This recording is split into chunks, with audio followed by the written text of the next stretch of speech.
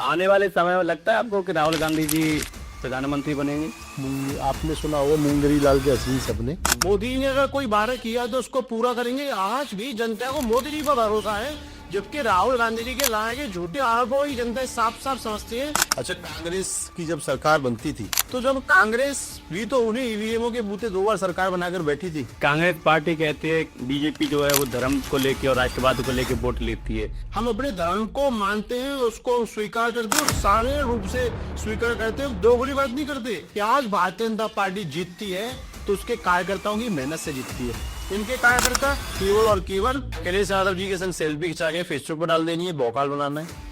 तो इसका मतलब राहुल गांधी हिंदू नहीं है? ये तो राहुल गांधी बताइए वो किस धर्म में अपनी आस्था रखते हैं। धर्मेंद्र जी की खबर को इन्होंने चला दिया कि धर्मेंद्र जी अब नहीं रहे। एक इस भागते दौर में मैं बताया ना, मैं बार बार बोल रहा हूँ, एक बहस है टीवी चैनल में और सोशल मीडिया की पत्रकारों में कि कौन पहले आगे निकले। बिहार में एक सामने और एक मुद्दा आया है कि रोहिणी आचार्य अब घर से बाहर निकल आई हैं और जो परिवार की समस्याओं का समाधान नहीं कर पा रहा, वो बिहार की समस्याओं का क्या समाधान करेगा? पूरा देश मोदी जी को जानता है, विश्व जानता है मोदी जी को। ऐसे ही अपन उत्तर प्रदेश के योगी आदित्यनाथ जो बचपन में अपना घर छोड़कर एक गोरक्षनाथ मंदिर में आकर रहने लगे, कि जब राम जी की बात आती है तो कई लोग ये मानते हैं कि ये काल्पनिक एक कथा है। काल्पनिक भी थी तो क्या किसी ने एक ऐसी किताब लिखी कि भाई से भाई का संबंध क्या है, पति से पत्नी से, पति और पत्नी के आपस में संबंध के कर्तव्य क्या है, बेटे के पिता के प्रति कर्तव्य क्या है, पिता के बेटे के प्रति कर्तव्य क्या है। इस देश में जब मुगल आए, एक तरफ जो इस्लाम को मानने वाले लोग थे वो लोग थे जो अपने भाई के गर्दन को काट कर राजगद्दी पर बैठे, अपने पिताजी को बंधक बनाकर गद्दी पर बैठे।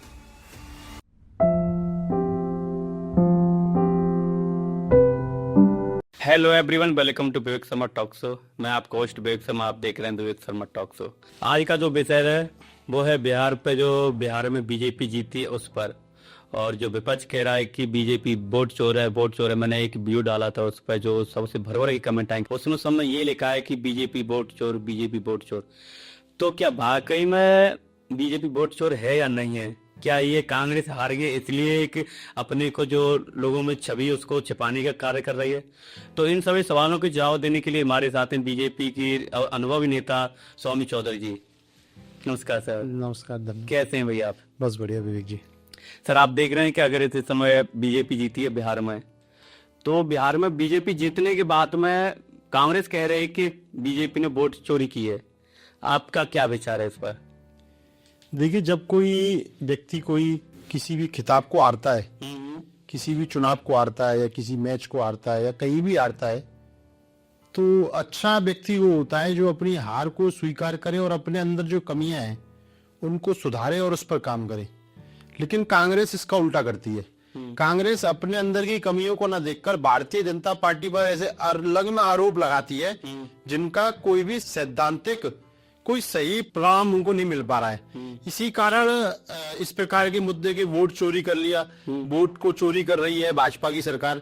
तो मैं इस आपके माध्यम से, टॉक शो के माध्यम से, क्योंकि हजारों लाखों लोग इसको देखते हैं, इसके माध्यम से मैं ये कहना चाहता हूं कि अगर वोट चोरी का कोई मुद्दा है तो इस देश में लोकतांत्रिक व्यवस्था में कई ऐसे रास्ते हैं जहां आकर आप जनता के बीच में जाकर बताइए कि वोट चोरी हो रहा है तो कैसे हो रहा है। केवल और केवल एक प्रोपेगेंडा करने और भारतीय जनता पार्टी को कैसे बदनाम करने की जो साजिश है राहुल गांधी जी की, वो हर बार नाकाम हो रही है। देखिए, आप इसके साथ साथ आप देखिए कि जब भी जिस प्रदेश का चुनाव होता है, आप राजस्थान का चुनाव देखिए, आप मध्य प्रदेश का चुनाव देखिए, आप महाराष्ट्र का चुनाव देखिए, कांग्रेस पार्टी के इस प्रकार का माहौल बनाने का प्रयास करते हैं कि इस बार अगर इस प्रदेश में चुनाव हारे तो मोदी जी के नेतृत्व में केंद्र की सरकार खतरे में आ जाएगी।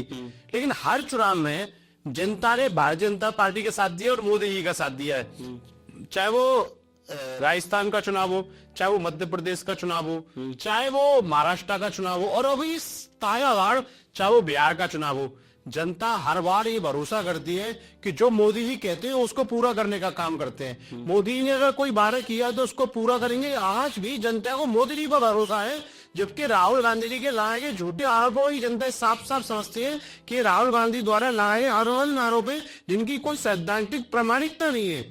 केवल ये झूठे आरोप हैं जिनको जनता समझ चुकी है और उनके आरोप पर इसलिए भरोसा नहीं करती। आई मोदी जी के बातों पर और मोदी जी पर भरोसा करती है। कांग्रेस का ये दावा भी करती है कि ईवीएम में गड़बड़ी होती है, क्या ये सत्य है?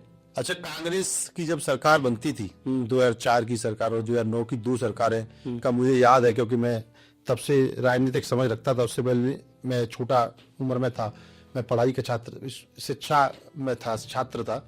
तो जब कांग्रेस भी तो उन्हें ईवीएमओ के बूते 2 बार सरकार बनाकर बैठी थी, और अगर ईवीएम नहीं हो सकती थी तो 2014 में जब वो मोदी जी के सामने चुनाव लड़े और हारे कांग्रेस पार्टी, तो उन्होंने क्यों नहीं ईवीएम मैनेज करी? अगर उस समय ईवीएम मैनेज होती थी, आपको ध्यान होगा ये ईवीएम जो आई वो इसलिए आई थी क्योंकि जब कांग्रेस की सरकार रहती थी, कांग्रेस की कई राज्यों में सरकार थी, कांग्रेस के ही कार्यकर्ता होते थे देश आजादी के बाद, और कांग्रेस के ही लोग हुआ करते थे, मजबूत लोग, गांव में एससी ओबीसी को वोट नहीं देते थे।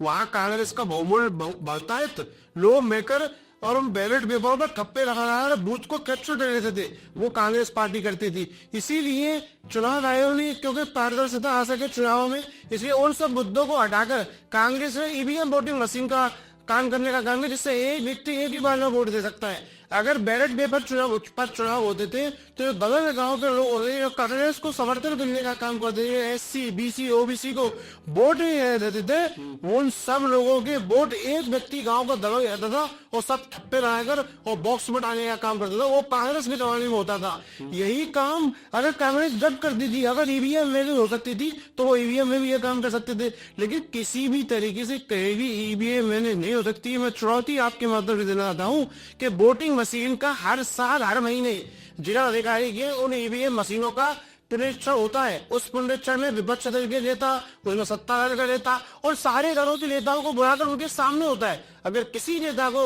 लगता है कि ईवीएम नहीं होती तो वो उस फॉर्मूले को लाएं और जब जिला अधिकारी हर महीने वो पुनरीक्षण करते हैं तो ये बताएं कि साहब यहाँ इस जगह पर ऐसे ईवीएम लगती है, तो मैं कहता हूँ कि तो उनका आरोप मैं मान सकता हूँ भाई। उससे पहले केवल और केवल भारतीय जनता पार्टी को और मोदी जी को और जनता का जो बहुमत है उसका मया करने का काम विपक्ष कर रहा है। नहीं, तो जैसे आपने कहा कि उस समय जो कोई दबंग व्यक्ति हुआ करता था वो वोट डाल दिया करता, तो उसके बाद तो बीजेपी आई। हाँ, तो मैं वही तो कह रहा हूँ, अगर दबंग व्यक्ति वोट डाल देता था तो उसके बाद भारतीय जनता पार्टी की सरकार बनी, ईवीएम आई। मैं ये कहने का काम कर रहा हूँ, अगर दबंगों से तब कांग्रेस पार्टी जबरदस्ती वोट डलवा लेती थी, तो अगर वोट चुनावों में गड़बड़ करती थी तो फिर ईवीएम में गड़बड़ उसने क्यों नहीं करी? वो पहले से गड़बड़ करते हैं, उनकी आदत में गड़बड़ करने, बूथ कैप्चर करना उनकी आदत में रहा है, वोटरों को क्या नाम है लुभाने का उनकी आदत में रहा है, और तमाम तरह के आरोप प्रत्यारोप कांग्रेस पार्टी पर लगे। और सबसे बड़ी बात कि 1975 में जिन जिन नेताओं ने इंदिरा गांधी का विरोध किया तो इमरजेंसी लगाकर 2 साल 2.5 साल तक लोगों को जेल में रखा गया। उस समय वो कांग्रेस का लोकतंत्र और कांग्रेस की ईवीएम और कांग्रेस की क्या नाम है जो बूथ कैप्चरिंग थी, क्योंकि जबरदस्ती चुनाव इंदिरा गांधी जी को जिताया गया था, जिस कारण ये सब हमको 1975 से 70 तक की इमरजेंसी देखनी पड़ी। तो वो लोग ये काम करते थे, क्योंकि जो लोग बूथ कैप्चरिंग करते थे उनको लगता है कि अब ईवीएम कैप्चरिंग हो रही है, जबकि ईवीएम कैप्चरिंग नहीं हुई। मोदी ने ईवीएम को कैप्चर नहीं किया, मोदी ने लोगों के दिलों को कैप्चर किया है। मोदी ने बुजुर्गों को 5 लाख रुपए का बीमा सभी लोगों को, और बुजुर्गों को 70 साल से ऊपर सभी बुजुर्गों को निःशुल्क बीमा दिया है, निःशुल्क उपचार के पैसे दिए, इसलिए मोदी जी को लोग वोट देते हैं। मोदी ने लोगों को घर दिए हैं, इसलिए लोग मोदी जी को वोट देते हैं। मोदी जी ने लोगों को शौचालय दिए हैं, इसलिए लोग मोदी जी को वोट देते हैं। मोदी जी लोगों को मुद्रा लोन के माध्यम से नौजवानों को अपना स्वयं रोजगार रेडी करने की व्यवस्था दी है, इसलिए लोग मोदी जी को वोट देते हैं। मोदी जी ने किसानों को 6 लाख रुपए साल देने का काम किया, इसलिए लोग मोदी जी को वोट देते हैं। उनकी कामों पर भारतीय जनता पार्टी को वोट पड़ता है, मोदी जी को वोट पड़ता है, न कि कोई ईवीएम मशीन के कैप्चर से लोगों का, विपक्ष के लोगों का जो केवल और केवल आरोप प्रत्यारोप है वो इसलिए है कि उन पर अब कोई मुद्दा नहीं बचा जिसको लेकर वो बात कर सके, तो वो चुनाव आयोग पर और चुनाव प्रक्रिया पे ही सवाल उठाने लगे हैं। जी जी, कांग्रेस पार्टी कहती है कि क्या कहते हैं बीजेपी जो है वो धर्म को लेके और राष्ट्रवाद को लेके वोट लेती है, क्या ये सत्य है? देखिए, जब धर्म की बात आती है तो इसका अगर हो तो फिर वो धर्म में नहीं है क्या? कोई व्यक्ति नहीं, मैं आपको बताता हूं, अगर कोई व्यक्ति अपने धर्म में आस्था रखता है और वो हिंदू है और वो कहने में ये शर्म करता है कि मैं हिंदू नहीं, तो मैं हिंदू नहीं है, तो ये अपने ऊपर विचार करने की बात है। जिस जाति जिस परिवार में हमने जन्म लिया, अगर हमको अपने पिताजी का नाम लेने में शर्म आती है तो ये हमको खुश होना चाहिए। हमको अपने दादाजी का नाम लेने में शर्म आती है, या तो हमारे दादाजी और हमारे पिताजी ने कोई ऐसे कर्म किए हो, या तो हिंदू धर्म सनातन धर्म ने ऐसे कर्म किए हो जो हमें ये बताने में शर्म आए कि हम सनातन धर्म तो सबको समावेशी धर्म है, सबको साथ लेकर चलने वाला धर्म। एक ऐसा धर्म है जो सबको साथ लेने वाला धर्म, साथ लेकर चलने वाला धर्म है, जहाँ अतिथि देवो भव का भाव होता है, जहाँ अगर किसी व्यक्ति को आपके किसी कर्म से पीड़ा होता है तो पाप की श्रेणी में आता है, और हर व्यक्ति में ईश्वर देखता है। ये सनातन धर्म है। अगर उस धर्म पर कहे तो हम धर्म के नाम पर बोल लेते हैं, हम धर्म के नाम पर बोल लेते हैं, हम अपने धर्म को मानते हैं, उसको स्वीकार करते हैं और सारे रूप से स्वीकार करते हैं, दोगली बात नहीं करते। हम जब चुनाव आएगा तो मंदिरों में जाएंगे, और जब चुनाव नहीं आ रहा तो हम टोपी लगा के, गोल टोपी लगा के घूमेंगे। ये गोल टोपी लगाकर और मंदिरों में जाने वाले ये दोहरी मानसिकता के लोग है ना, इनको देश की जनता समझ चुकी है। वो समझ चुकी है कि ये लोग जो गोल टोपी भी लगाकर मजार में भी ये करते हैं, और सनातन धर्म की बात भी जो चुनाव आ रहा है तभी करेंगे केवल क्योंकि हमसे समुदाय का वोट लड़ा हुआ है, इसलिए आप ही स्वीकार नहीं कर पाते। आप देखिए कि 2014 के लोकसभा के चुनाव के बाद जब से देश में नरेंद्र मोदी जी की सरकार बनी है तब ये सवाल बनता है। इससे पहले कोई ये व्यक्ति सवाल पूछने की हिम्मत नहीं कर पाता कोई पत्रकार कि मनमोहन सिंह जी से उनका धर्म पूछ ले, या मनमोहन सिंह ये स्वीकार कर ले, या अखिलेश यादव ये स्वीकार कर ले, या बहन कुमारी मायावती ये स्वीकार कर ले, या तेजस्वी यादव, लालू प्रसाद यादव, मुलायम सिंह यादव ये स्वीकार कर ले। केवल 2014 में मोदी जी की सरकार बनी तब लोगों ने हिंदुत्व को स्वीकार कर और शारीरिक रूप से स्वीकार किया, नेताओं ने खासकर कि हम हिंदू हैं और हम हिंदूवादी सरकार चलाने का काम करते हैं, हम हिंदू हैं। हम मोदी जी ने कभी किसी एक आदमी की सरकार किसी ने भी वोट देकर बनाई, लेकिन जो मोदी ये योजना लागू करते हैं, सच्चे प्रधानमंत्री का, सच्चे समाज सेवी का, सच्चे नेतृत्व करने वाले किसी भी नेता का ये कर्तव्य बनता है कि अगर सरकारी योजना का लाभ अगर वो चुन के और अगर वो वहां पक्षपात करता है, वहां धर्मवाद करता है तो दिक्कत है। लेकिन मोदी जी ने कभी नहीं कहा कि अगर कोई योजना का लाभ शौचालय मिलने तो मुस्लिम परिवार को नहीं मिलेंगे। मोदी ने कभी नहीं कहा कि 5 लाख रुपए तक का बीमा 70 साल से ऊपर के लोगों को जो मिलेगा वो मुस्लिम परिवारों को नहीं मिलेगा। मोदी जी ने कभी नहीं कहा कि हर घर जो हर व्यक्ति को घर देना है, वो सपना था मोदी जी का जिसमें लाखों करोड़ों लोग आज तक अपने घर बनवा चुके हैं। मोदी ने कभी नहीं कहा कि मुसलमान परिवार को उनका घर नहीं मिलेगा। मोदी ने कभी भी किसी योजना को हर घर जल से नल, कभी ऐसा नहीं होगा कि 10 हिंदुओं के परिवारों को जल देना दे दिया और मुसलमान के परिवार बीच में आए तो उनको छोड़ दिया है। नहीं, सरकारी योजनाओं का लाभ प्रत्येक व्यक्ति को मिले, इसलिए मोदी जी कहते हैं सबका साथ, सबका विकास और सबका प्रयास। वो सब मिलकर प्रयास करेंगे तो विकास होगा। ये बात मोदी जी ने अब पूरे देश के 140 करोड़ देशवासियों के लिए कही है। तो धर्म की बात करना, ये मैं सोचता हूँ कि विपक्ष की केवल और केवल ये इसलिए कि हमारे सनातन धर्म को कैसे बदनाम किया जाए। मैं तो कहता हूँ कि इसलिए यार बार बार धर्म की बात छेड़ते हैं। तो इसका मतलब राहुल गांधी हिंदू नहीं है?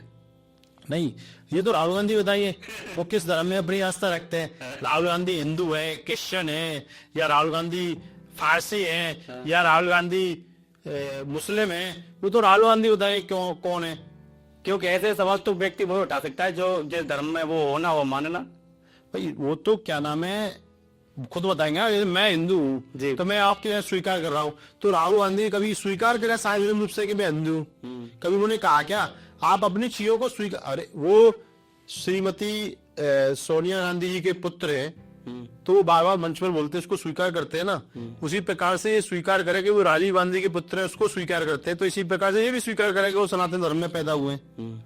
लेकिन अगर उसके पीछे जाओगे, उनके पीछे, तो आपको वो सनातनी पक्के प्योर सनातनी नहीं लगेंगे, कहीं ना कहीं उसमें मिलावट दिखती है।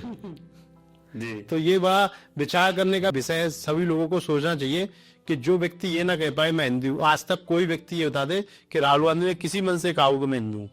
ये बड़े हम लोगों को सोचने का विषय है। जी। वोट लेने के लिए आप बाबा भोलेनाथ के मंदिर में पूजा करने जाएंगे, वोट लेने के लिए आप जनेऊ पहनेंगे, लेकिन जनेऊ किस प्रकार से पहना जाता है उसका पता नहीं करेंगे। तो ये तो केवल और केवल राहुल गांधी की मुझे लगता है एक सोची समझी पॉलिटिकल हिंदू बनने की रचना है, जो जनता को बेवकूफ बनाने का प्रयास, झूठा प्रयास वो करते हैं, जिसमें हर बार विफल होने का प्रमाण जनता उन्हें देती है। बिहार में बहुत सारे मुद्दे थे जैसे बेरोजगारी, महंगाई, शिक्षा, फिर भी आप बिहार ने क्या कहते हैं मोदी जी को चुना? बिहार में एक बहुत बड़ा मुद्दा, मैं राजनीति से हटकर एक बात करता हूं जी। तेजस्वी ने उठाया नौकरी देने का। हर परिवार को नौकरी मिले, ये मोदी जी की भी सोच है, विचार है। हर परिवार को नौकरी ना मिले तो रोजगार जरूर मिले। लेकिन तेजस्वी की बातों पर लोगों ने भरोसा नहीं किया। उसका कारण ये था कि तेजस्वी को ऊपर जनता को, बिहार की जनता को भरोसा नहीं था। जनता को भरोसा था मोदी जी के वादों पर, नीतीश कुमार जी के वादों पर, क्योंकि 20 साल लगातार सरकार चलाना विवेक जी, और उसके बाद दोबारा इतने बहुमत के साथ सरकार में आना, मैं ये कहता हूं, ये मैं मानता हूं कि कहीं ना कहीं बिहार के लोग वहां की सरकार से संतुष्ट होंगे।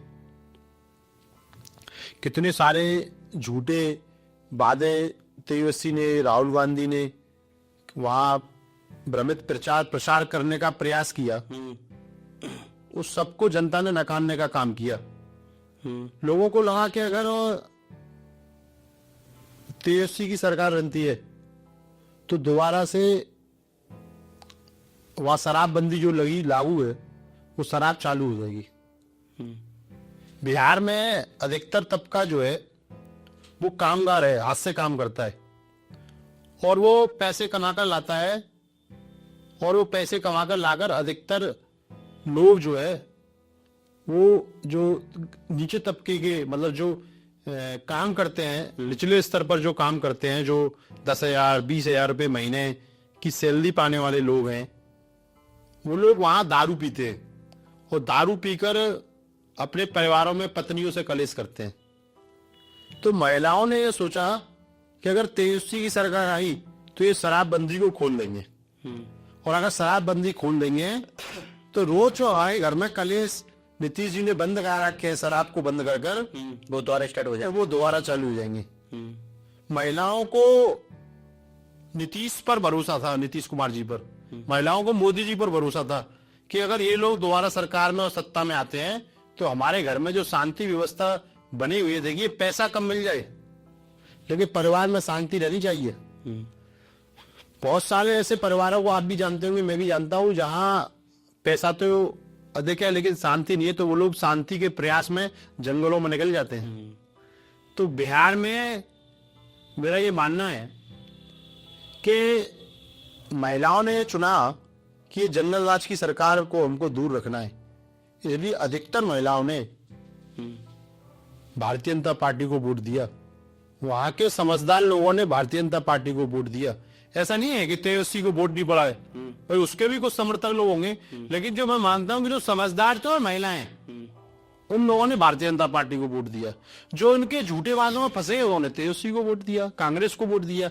वोट तो उनको भी पड़ा है ना, राजनीति में ऐसा नहीं है कि उनके वादों को किसी ने भरोसा नहीं किया तो मैं इस बात को कहूं कि नहीं साहब उसको नकार दिया, नहीं। लेकिन जिन लोगों ने तेजस्वी को वोट दिया उनको भी विचार करने की जरूरत है कि क्या तेजस्वी को उन्होंने वोट दिया वो सही दिया।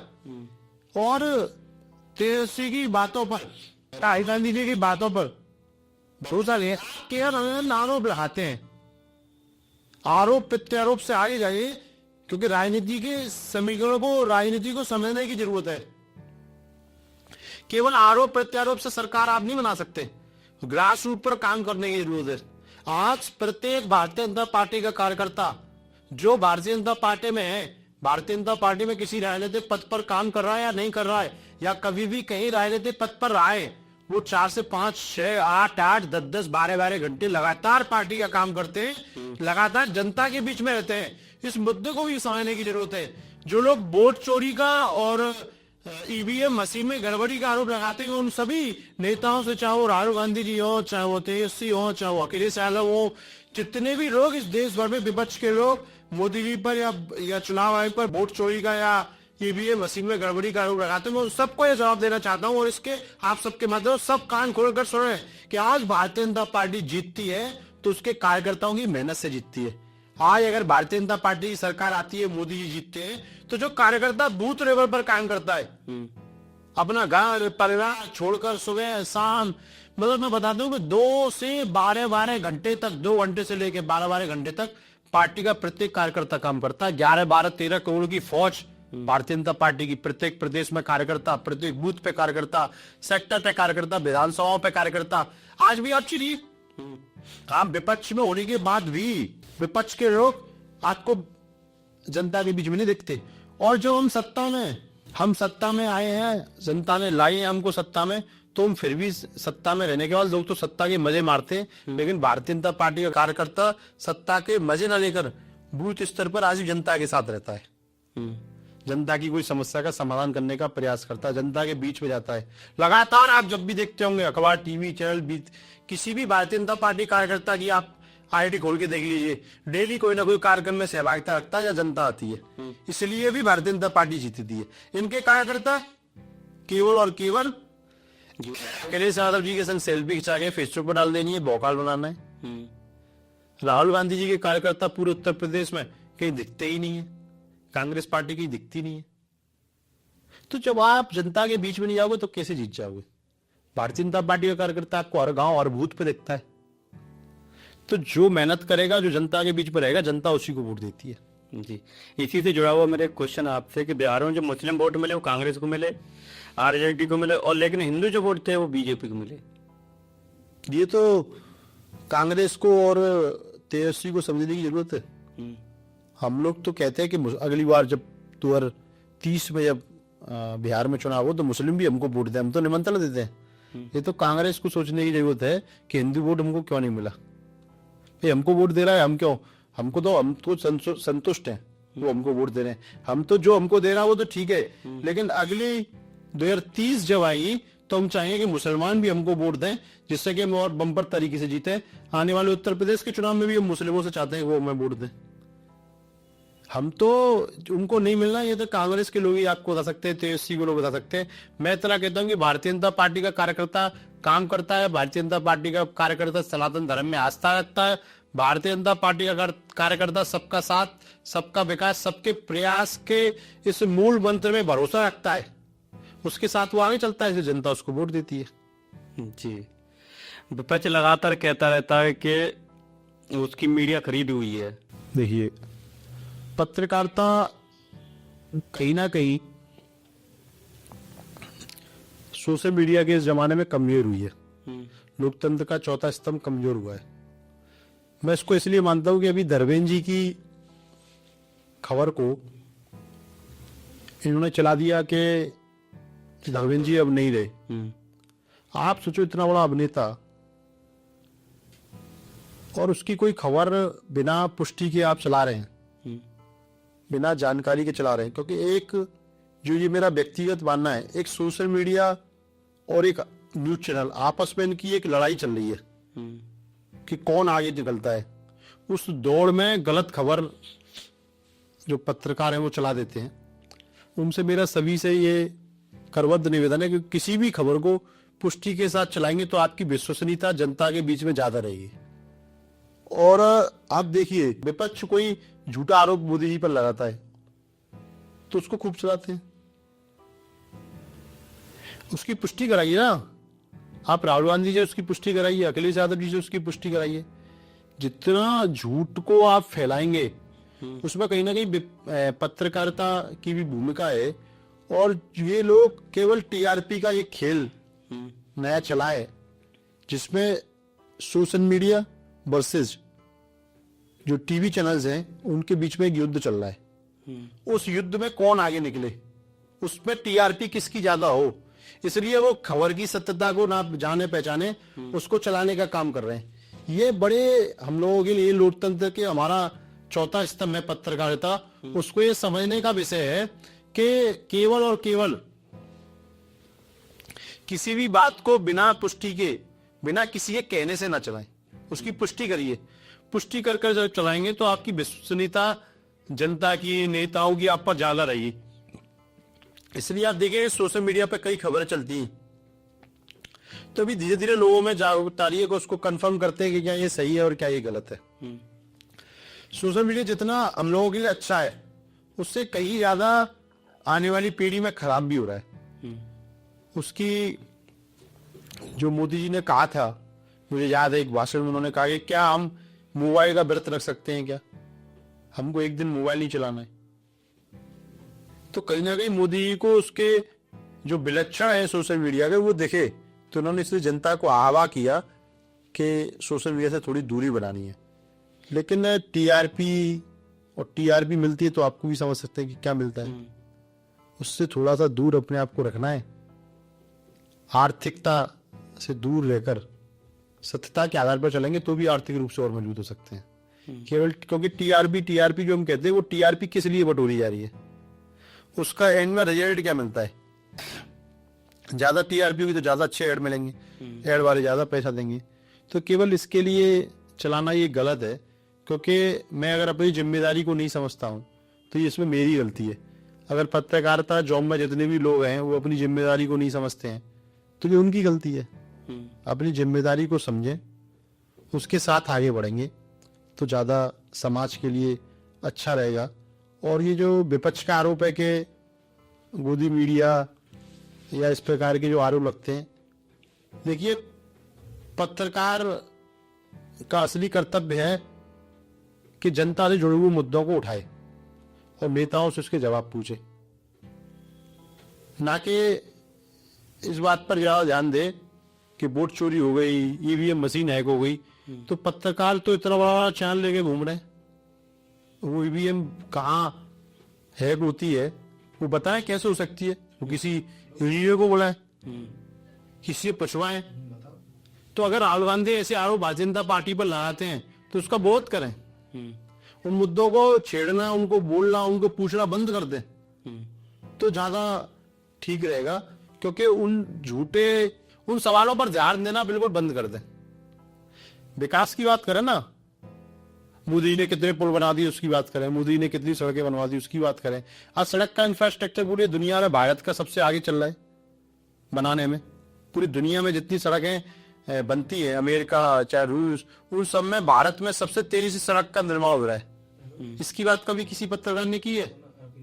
इतने लोगों को रोजगार मिले, इतने लोगों को आवास मिले, घर मिले, शौचालय मिले, 80 करोड़ लोगों को आज भी राशन मिलता है, कोई भी व्यक्ति गरीब घर में भूखा ना मरे, इसकी चिंता नहीं है। इतने किसानों को 6,000 रुपए की राशि मिलती है, 70 साल से ऊपर के बुजुर्गों को इलाज मिलना है फ्री में, तो इसकी बात तो मीडिया नहीं करते हैं।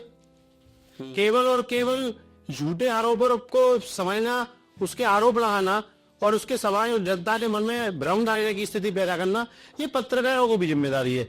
कुछ पत्रकार अच्छे हैं, कुछ को समझने की जरूरत है। एक इस भागती हुई दौर में मैं बताया ना, मैं बार बार बोल रहा हूँ, एक बहस है टीवी चैनल में और सोशल मीडिया की पत्रकारों में कि कौन पहले आगे निकले। उस कौन पहले आगे निकले में देश का नुकसान हो रहा है। पत्रकारिता में जब कोई व्यक्ति पत्रकार अपने आप को बोलता है, जनता के लोग समझते हैं, तो वो ये नहीं देखता कि वो टीवी चैनल का पत्रकार है या सोशल मीडिया का पत्रकार। पत्रकार का एक सम्मान है। पत्रकार का मतलब होता है कि समाज में सम्मान, एक ऐसा सम्मान जिसमें ये मानते हैं कि ये एक पढ़ाने का व्यक्ति है, जो ये बता रहा है वो सही बता रहा है। अगर वही गड़बड़ करने लगेगा तो वहां से गर्व हो जाती है। इतनी सी बात मुझे इस पर कहनी है कि विपक्ष को, सत्ता को, ये दोनों को ही ये समझने की जरूरत है कि मीडिया को क्या दिखाना है।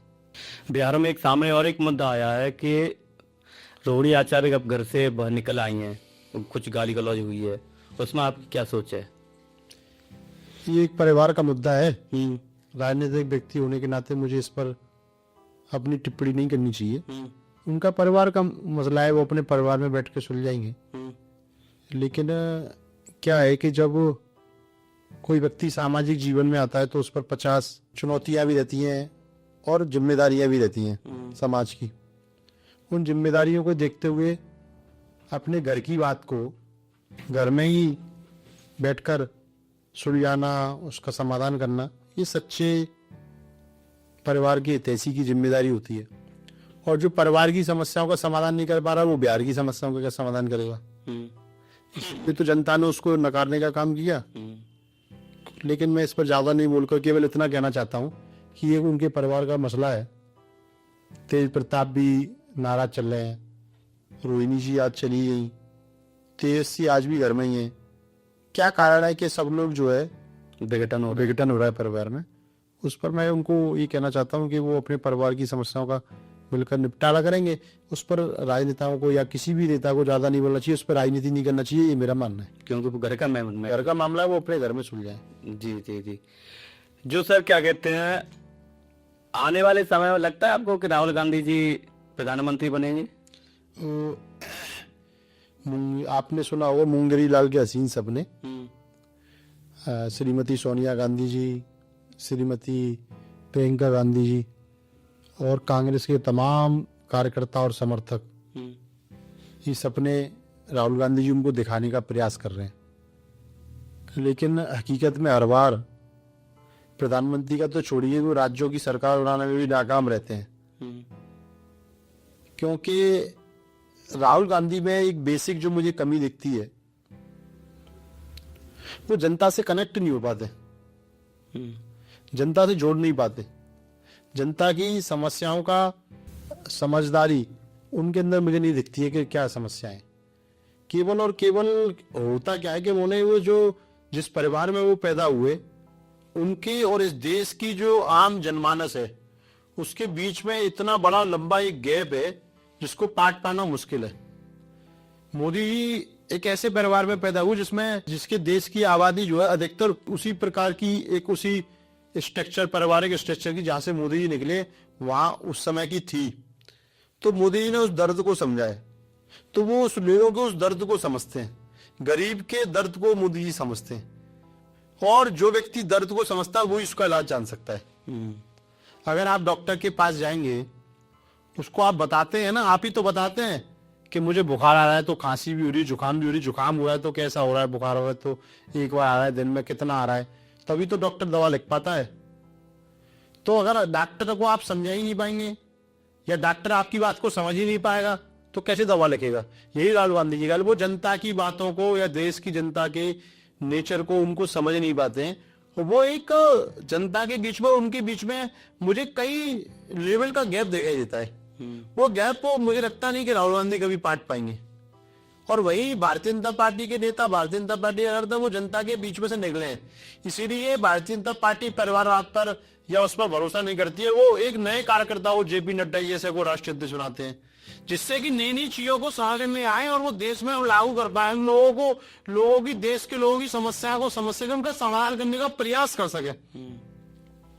जब आप देश के तमाम गरीबों की समस्याओं को, तमाम उन लोगों की समस्याओं को जो समस्या में हैं, उनको समझ पाओगे तभी उसका समाधान ढूंढ सकते हैं। राहुल गांधी समस्याओं को नहीं समझ पाते। ये ऐसा उल्टी सीधी बातें कर कर अगर मान लो 2, 4, 5 सीटों की बढ़ रही होती है तो वो और घट जाती है। तो मुझे राहुल गांधी ना समझ राजनीतिक लगते हैं और उनको अभी किसी भारतीय जनता पार्टी के कार्यकर्ता जो बूथ लेवल पर काम करता है उससे सीख लेनी चाहिए। राष्ट्रीय नेता है, लेकिन भारतीय जनता पार्टी के किसी दिल्ली में ही किसी कार्यकर्ता से ले लें तो ज्यादा ठीक रहेगा कि भारतीय जनता पार्टी के किसी बूथ लेवल के कार्यकर्ता से जनता की समस्याओं में कैसे खड़ा होना है, कैसे जनता के साथ चलना है, कैसे जनता के दुख दर्द को समझना है, फिर उसकी ऐसा नहीं केवल समझना है, उसकी समस्या का कैसे समाधान करना है। ये अगर वो करेंगे तो मुझे लगता है कि ज्यादा अच्छे से राजनीतिक विपक्ष के नेता के रूप में वो काम कर सकते हैं। जी, जैसे क्या कहते हैं, मोदी जी की बात करें, पूरा देश मोदी जी को जानता है, विश्व जानता है मोदी जी को। ऐसे ही अपन उत्तर प्रदेश के योगी जी, आप कहीं दूसरे, आप तो नेता हैं, खैर हम किसी जन मानस को ले लें तो कहें कि मध्य प्रदेश का सीएम कौन है तो वो सोचिएगा, और किसी सीएम प्रदेश के सीएम को क्या नाम, पर अपने जो उत्तर प्रदेश के जो सीएम है उनको हर कोई जानता है, बच्चा बच्चा जानता है, योगी आदित्यनाथ। उनमें और जो बाकी जो सीएम है उनमें क्या अंतर है? देखिए, भारतीय जनता पार्टी के जिन जिन राज्यों में सीएम है सब अपना काम बखूबी कर रहे हैं, सब अपने प्रदेशों का विकास करने का भी काम कर रहे हैं मोदी जी के नेतृत्व में।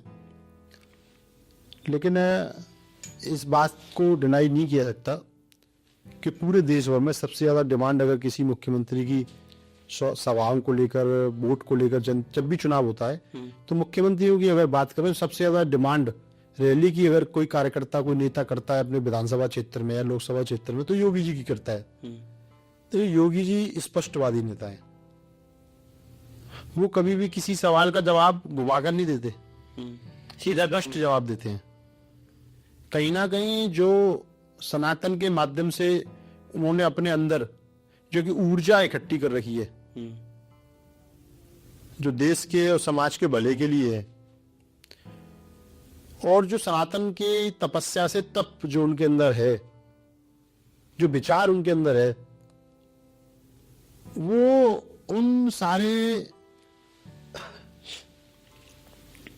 जो सवाल होते हैं या जो उनका विचार होता है, उस सनातन की परिपक्वता, मतलब जो तप कर जो बना है, जो उनके अंदर है, वर्षों वर्ष उन्होंने तपस्या कर एक महाराज के रूप में, एक योगी के रूप में जो अपने अंदर इकट्ठी करी है, उस तप का कारण है कि आज वो पूरे देश भर में सबसे लोकप्रिय मुख्यमंत्री हैं। आप समझिए, जब हम मंत्र बोलते हैं तो मंत्र से हमारे मन की शुद्धि होती है, मंत्र से हमारे दिमाग में शांति मिलती है। स्वामी प्रेमानंद महाराज जी कहते हैं कि मंत्र का जाप करते रहो, सारी समस्याओं का समाधान हो जाएगा। तो आप समझिए, उस योगी आदित्यनाथ जो बचपन में अपना घर छोड़कर एक गोरक्षनाथ मंदिर में आकर रहने लगे, वहां भगवान की भक्ति करने लगे, पूजा पाठ करने लगे, तो 24 घंटे में रखता है उन्होंने तपस्या उस समय की होगी, 12 घंटे की होगी, 8 घंटे की होगी, लेकिन एक आम आदमी से अधिक तप उनमें उनके अंदर है और उन्होंने किया है। उस तप से, उस सनातन के मंत्रों से, उस सनातन की संस्कृति से, उस सनातन में जो जीते हैं 24 घंटे, उसके जो उनको एनर्जी मिलती है, उस एनर्जी के बाद जो वो बोलते हैं उसको जनता पसंद करती है। उस तप के कारण उनकी लोकप्रियता इतनी है, और ये लोकप्रियता भी आने वाले समय और बढ़ेगी। जी, या इससे हम कह सकते हैं कि कभी अगर भविष्य में प्रधानमंत्री बने तो योगी आदित्यनाथ होंगे।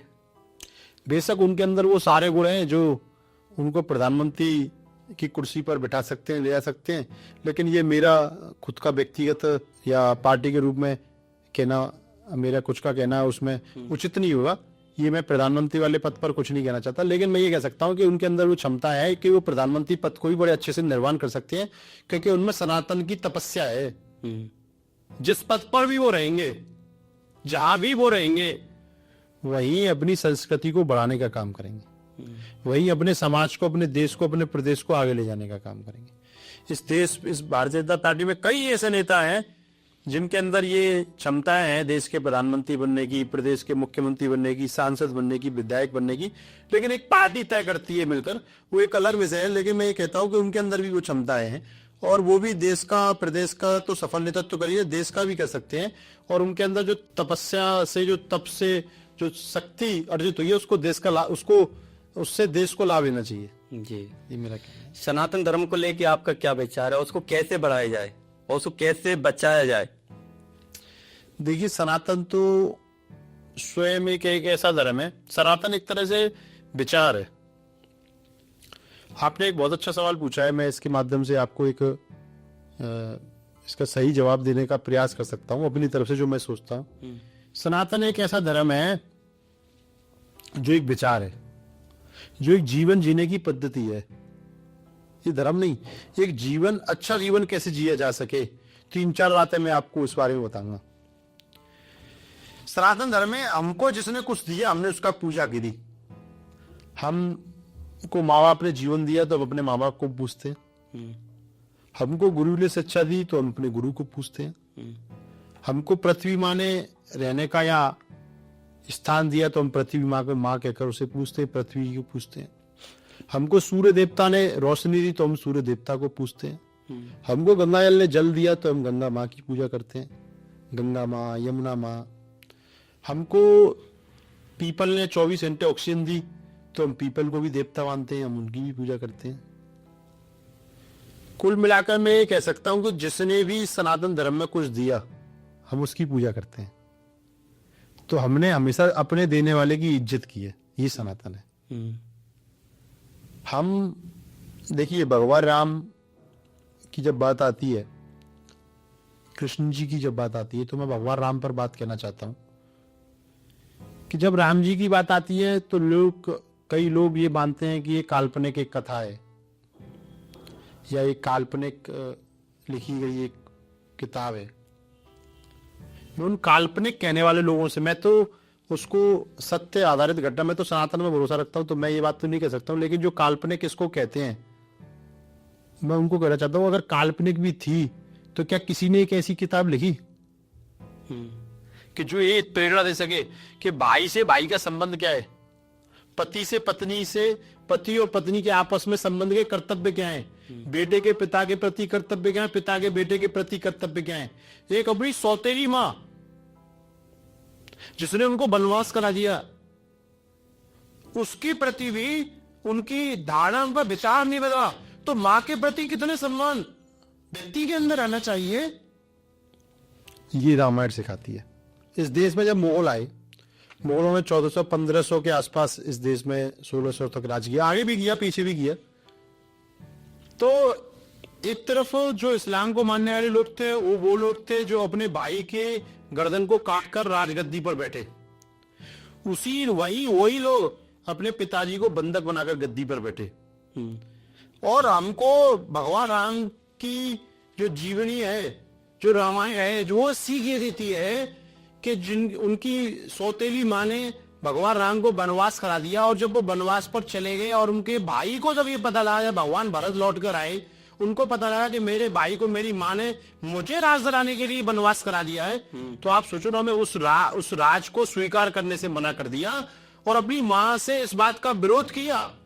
और फिर अपने पूरे अयोध्या के वासियों को लेकर, अपनी पूरी कमेटी को लेकर, टीम को लेकर, अपनी माओ को लेकर, अपने गुरुजनों को लेकर, अपने मंत्रालय को लेकर, अपने मंत्रियों को लेकर वापस भगवान राम को बनाने गए और कहा कि भैया इस पर तो अधिकार आपका था, आप चलिए और आप गद्दी पर बैठिए, आपका राज है, आप राज करिए। तो देखिए यहाँ ये समझने की ये होता है कि जिनके पिता का जीवन शांत हो गया था, जब ये भगवान राम को बताया गया कि आप चलिए और पिताजी अब इस दुनिया में नहीं रहे हैं, तो भगवान राम का अपने पिता के दिए हुए वचन के प्रति कर्तव्य को समझने की जरूरत है। तो उन्होंने कहा कि नहीं, मेरे पिता जो वचन मुझे देकर गए थे, तो ये मेरी जिम्मेदारी हुई है कि अब क्योंकि वो इस दुनिया में है तो उस वचन को मैं निभाऊं। उस वचन को रखने के लिए ये सनातन है, उस वचन को रखने के लिए जो व्यक्ति इस दुनिया में नहीं आ, ये हम सबको इस समाज में सीखने की जरूरत है। लेकिन रहने के बाद भी अपने पिताजी के वचन को पूरा करने के लिए उन्होंने 14 साल का वनवास काटा और लौट कर नहीं आए, सब लोगों के अनुग्रह करने पर भी। क्योंकि जिस माँ ने कहा, जिन्होंने वनवास कराया था, उन्होंने भी कहा कि राम आप लौट चलिए, मुझ पर गलती हो गई, मेरी मति भ्रम हो गई थी। तब भी भगवान राम ने कहा कि नहीं, अब तो माता जी आप देर हो चुकी है, अब पिताजी को जो मैं वचन दे चुका हूं, तो जो पिताजी को वचन दिया था वो उन्हीं को अधिकार था उस वचन को तोड़ने का और कराने का। तो क्योंकि मैं पिताजी को वचन दे चुका हूं तो उसको निभाऊंगा, ये सनातन है। और आप सोचिए कि उसके बाद लक्ष्मण जी ने क्या किया। लक्ष्मण जी लगातार 14 साल वनवास पर रहे, तो बड़े भाई के प्रति छोटे भाई के कर्तव्य कि वो पूरी रात सोते रहते और भगवान राम की और माता सीता के पहरा देने का काम करते थे। और जब भरत वहां से लौटे तो भरत ने वचन लिया था कि अगर आप 14 साल के एक दिन भी अगर आगे हो गया तो मैं उसे अपने प्राण की आहुति दे दूंगा। तो भगवान राम के अंदर भी एक अपने भाई के दिए गए वचन के प्रति आस्था थी, उधर भरत के अंदर भी अपने भाई को दिए गए वचन की आस्था थी, वो वचन को निभाना था। तो इसलिए जब रावण को उन्होंने मारा तो पुष्पक विमान लेकर आए, क्योंकि वो 14 साल पूरे हो रहे थे। उनको पता थी अगर मेरा भारत भी हठधर्मी है, वो वचन को मान करे पूरा करेगा कि एक दिन भी मैं लेट हो गया तो अपने प्राण की आहुति दे देगा। ये सनातन सिखाता है। और दूसरी तरफ वो लोग जो अपने भाई का गला काटकर राजगद्दी पर बैठे, मैं उन सभी लोगों से ही कहना चाहता हूं जो लोग इसको काल्पनिक पुस्तक भी मानता है, उनको भी सीख लेनी चाहिए। उनको सीखना चाहिए कि भाई के साथ क्या व्यवहार देना चाहिए, पति के साथ, पत्नी के साथ क्या व्यवहार रहना चाहिए, क्या हमारे कर्तव्य हैं, छोटे भाई के बच्चे, छोटे भाई की पत्नी के साथ हमारा क्या कर्तव्य है, और हमारे माता पिता के प्रति क्या कर्तव्य है। क्या वो हमको जरूरत नहीं है? वो हम सब उन लोगों को सीख जरूरत है जिनके माँ बाप आज भी वृद्धाश्रम में रहे। कि मैं ही कह दूं कि कोई भी माँ क्या इतना बड़ा पाप कर सकती है कि अपने बेटे को वनवास कहा था, इसको राज मिला, और जो सौतेले हो उसके प्रति भी राम ने कभी गलत नहीं बोला। तो माँ बाप के प्रति हमारी आस्था कभी डिगमिगानी नहीं चाहिए। ये हमको, हमारे परिवारों को, हिंदू और सनातनी परिवारों को समझने की जरूरत है। आज का आप मानते हैं, मैं मानता हूँ सनातनी परिवारों में बहुत जरूरत है रामायण को ठीक से पढ़ने की और उसको समझने की। जी। केवल वो एक ऐसा नहीं कि हमने बाँच के हुए हैं उसका फल मिल जाएगा, नहीं नहीं, उसको निभाना पड़ेगा। वो निभाने की जो प्रक्रिया है, जो निभाने की जो पूरी करने की परिकल्पना आपके अंदर अगर आती है तो आप सनातनी हैं। आप माँ बाप को गाली बगे, अपने भाई का माल मारे, अपने बड़े भाई के बारे में गलत बोले, अपने कर्म ऐसे करें जो समाज में गलत हो, और उसके बाद सोचे कि सनातन धर्म में हम रामायण पाठ पढ़कर अगर उसका फल पालेंगे तो कभी जीवन में, मैं नहीं मानता हूँ किसी को उसका पुण्य मिल सकता है। असली पुण्य तो आपके खुद के कर्म से होता है, ये मेरा मानना है। तो हमको किस धर्म से सीख लेनी, ये हमको सोचना चाहिए। इसलिए सनातन, जो आपने सवाल पूछा कि सनातन धर्म को, तो इसलिए सनातन धर्म सर्वश्रेष्ठ धर्म है। देखिए, जो वो ये ऐसी किसी भी धर्म की कोई एक किताब मुझे बता दीजिए जिसमें इतना डीपली सार छुपा हो जीवन जीने का। तो मैंने कहा ना, तो अगर रामायण ने हमको सीख दी तो श्री को हमने उनको भगवान माना, नहीं तो लोगों की निगाहों में तो वो हम एक पुरुष थे। लेकिन उन्होंने हमको जीवन जीने की पद्धति सिखाई, हमको हमारे कर्तव्य सिखाए, इसलिए हमने राम को भगवान माना। मेरी नजरों में लोग कहते हैं ना कि सनातन क्या है, हकीकत में सनातन ही है। इसलिए सनातन धर्म, कोई किसी धर्म की किताब अगर अपने भाई के प्रति कर्तव्य से दिखाती हो या बताती हो तो दिखा दे मुझे, किसी भी किताब में कहा गया हो। केवल एक सनातन एक ऐसी वो है जहां जीवन, इसलिए मैंने कहा शुरू में कि वो जीवन जीने की पद्धति है। हमको जिसने भी कुछ दिया हमने उसको पूजा करी है। हमको बारिश दी इंद्र दे भगवान ने, तो इंद्र दे भगवान की पूजा करते हैं। आप सोचिए ये कितना एक विचार करने वाली बात है, कितना बार एक इसके अंदर सनातन धर्म के अंदर एक बात छुपी हुई जो कोई हम और आप कोई इसको पहुंच ही नहीं सकते कि कितने लोगों को, कितनी चीजों को, कितने कैसे कैसे करके हमने लोगों को पूजना शुरू किया। कोई भी व्यक्ति हो, आप सोचो कि हम ईश्वर प्रत्येक व्यक्ति के अंदर है, ये भाव किसके पास है? ये भाव भी तो सनातन में। हम अगर किसी व्यक्ति के अपनी तरफ से उसको परेशान करते हैं, परेशान करने का प्रयास करते हैं, तो क्योंकि सामने वाले के अंदर भी ईश्वर है, तो हम ये गलत काम नहीं करेंगे ना, उसको परेशान नहीं करेंगे। ये बात सोचने की बात है, ये विचार करने वाली बात है कि हम सामने वाले को परेशान ना करें, क्योंकि उसके अंदर भी ईश्वर है। अगर उसकी आत्मा दुखी हुई तो हम ईश्वर की आत्मा को दुखी कर रहे हैं। ये विचार जब आता है तब सनातन की खूबसूरती समझ में आती है कि सनातन क्या है। ये विचार अपने अंदर लाना चाहिए हर व्यक्ति को। इसलिए सनातन धर्म का तो कोई तोड़ ही नहीं है, अपने का एक वो धर्म है। हाँ, जितना इसको समझोगे, जितना इसको पढ़ोगे, जितना इसके बारे में जानोगे, उतना इससे प्रेम होगा। जी, ये है सनातन धर्म। जैसे आपने कहा कि रामायण की बात हो रही थी, तो मेरे को कुछ याद आया कि भगवान राम ने अपनों को खुश करने के लिए क्या क्या नहीं छोड़ा। राज छोड़ा, पाठ छोड़ा, भाई छोड़े, बंधु छोड़े, मित्र छोड़े, गुरु छोड़े, माता छोड़ी, पिता छोड़े, यहाँ तक कि उन्होंने अपनी पत्नी को भी छोड़ दिया। फिर भी लोग, हम जो कलयुगी लोग, उन पर सवाल उठाते हैं और फिर हम सोचते हैं कि हमारे साथ दुख क्यों हुआ, हम किसी को दुख कर रहे हैं। अरे जब भगवान राम ने इतना सब कुछ छोड़ दिया तो हम तो कलयुग प्राणी हैं। यही सीखने की बात है। राम इस देश के सबसे आइडियल व्यक्ति हैं। बोलो, जब तक ये सृष्टि रहेगी, जब तक ये सृष्टि रहेगी, इस धरती पर मनुष्यों का जीवन रहेगा, तब तक राम एक आइडियल पुरुष है। राम से, भगवान राम का एक ऐसा चरित्र है जहां से जब भी आदमी को समस्या लगे अपने जीवन में, तो भगवान राम की रामायण को पढ़ ले, वहां से उसका जवाब मिल जाएगा। आप सोचिए कि किसी भी चीज की समस्या हो, आप राम के चरित्र को, राम के जीवन को, उसी समस्या को उठा पे पढ़ लीजिए, तो आपको करना क्या है उसका जवाब आपको रामायण देती है, बाकी कोई ग्रंथ नहीं देता। किसी भी समस्या का राम, मैं कहता हूं कि मोटिवेशनल गॉड है। मोटिवेशनल गॉड भी है, नहीं मोटिवेशनल भी है, इसके अलावा और भी जो चीजें उनके भी है, मोटिवेशनल गॉड भी नाम ही है। अब इतने के बाद भी उन्होंने कभी अपने ईमान को नहीं डगराया।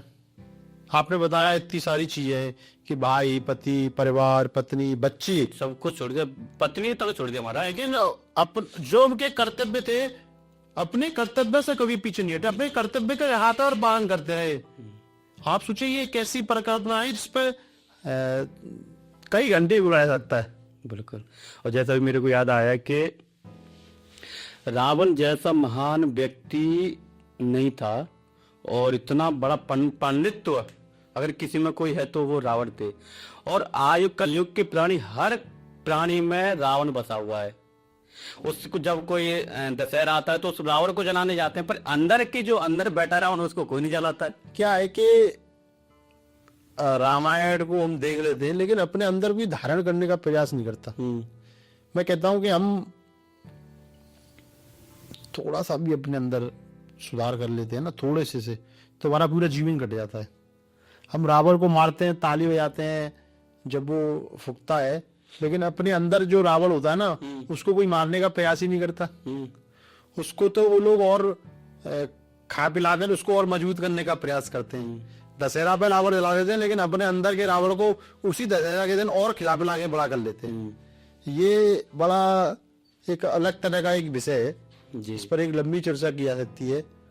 और देखिए, राम जी की मैं बताऊं कि राम जी ने जब रावण को मारा तो आप सोच सकते हैं कि मुगल जा जाते थे वहां मारकर वहीं की बहन बेटियों को कब्जा कर लेना, उनको जबरदस्ती उनको शादी कर लेना और उन पर जबरदस्ती अत्याचार करना। एक राम जी के बारे में कहीं आपने सुना? राम तो एक ऐसे व्यक्ति थे कि श्रीलंका को जीते तो विभीषण को दिया है, किष्किंधा जीते तो सुग्रीव को दिया है। आप सोचो, राजपाट भी उन्होंने कभी किसी का नहीं लिया। वही किष्किंधा, नहीं तो जितने लोग हैं जिन्होंने राज को जीता वही राज करने लग गए, वही रह गए। उसको पूरी तहस नहस कर दिया उन्होंने सबका। राम ने कभी ना किसी का तहस नहस किया और ना ही कभी श्रीलंका का तहस नहस किया। केवल कर्तव्य जो था उसको निभाया, और निभाने के बाद उस पे वहां के जिसका अधिकार बनता था उसी को राज दे दिया जी। नहीं तो जीतने के बाद तो वो चाहते तो अयोध्या से लेके श्रीलंका तक अपना राज कर सकते थे। उनसे कौन लड़ सकता था? साक्षात ईश्वर थे। लेकिन क्योंकि उन्होंने उनको एक जीवन की सीख देनी थी कि सनातन की सोच विचार कैसे बना रहेगा। तो भैया ने सारी जो बिहार में चुनाव हुए बीजेपी को बहुत बहुत बधाई है, शुभकामनाएं। और सोनू चौधरी जी ने सारे सवाल जो उन्होंने मैंने कंट्रोवर्सी रखे थे वो सबके सवाल जवाब दिए और विस्तार से बताया कि क्या इसका कैसे सब कुछ, ये क्या है अफवाह है, क्या है, सब कुछ बताया भैया ने। तो अभी हमने क्या कहते हैं एक कामधेनु सेवा संस्था नाथद्वारा में खोली है जिसका निर्माण होने जा रहा है।